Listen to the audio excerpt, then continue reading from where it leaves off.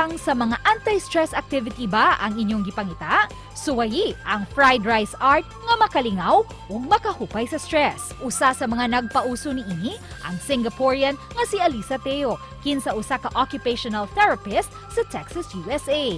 Gani nagbuhat siya og mga vlogs kabahin niini aron ang nagtan-aw malingaw ug mahupay gikan sa stress.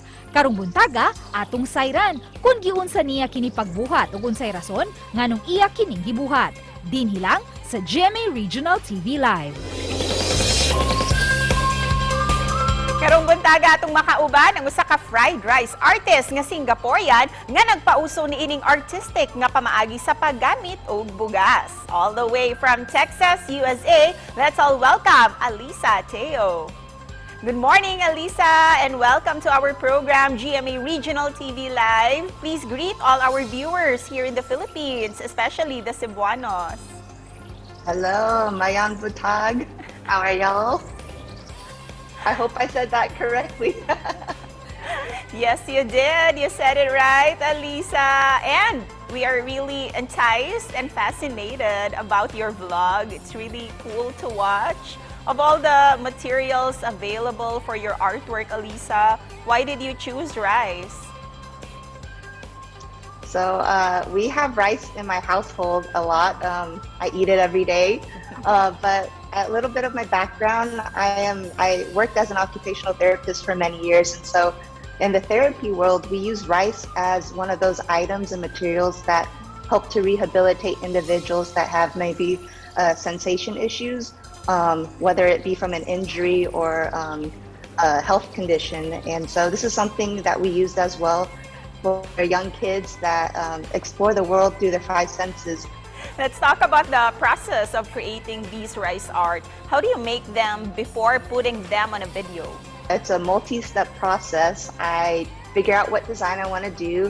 I sketch it onto my board. Then I use regular food dye, food coloring, and a little bit of white vinegar.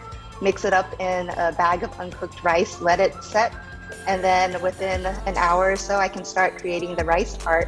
And after that, I go to my backyard, I film everything and toss it up for y'all to see. So lots of behind the scenes work, and if it fails, I have to do the whole process over again. It looks really tedious. Who prepares your materials, especially the colored rice that you use? I do everything, so I don't have a team in the background. It's just me, and I have 3 young kids back home. I try to keep them away from my art pieces because there have been moments where my 3.5-year-old threw a ball and it just destroyed my art piece. After putting those rice arts on your social media accounts, where do you put them after using them, or do you recycle it for your next vlog?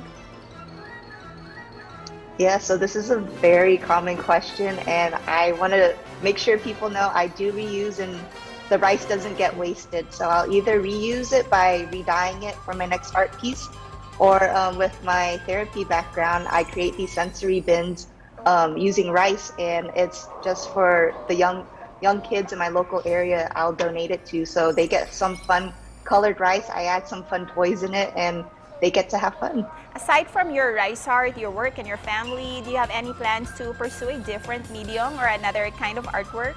So right now, no set plans at the moment. I'm just enjoying it as right now, just tossing up rice. I love sketching. That's something I've done my whole life. So you never know in the future what's in store. And finally, Alisa, what's your message to all our viewers this morning?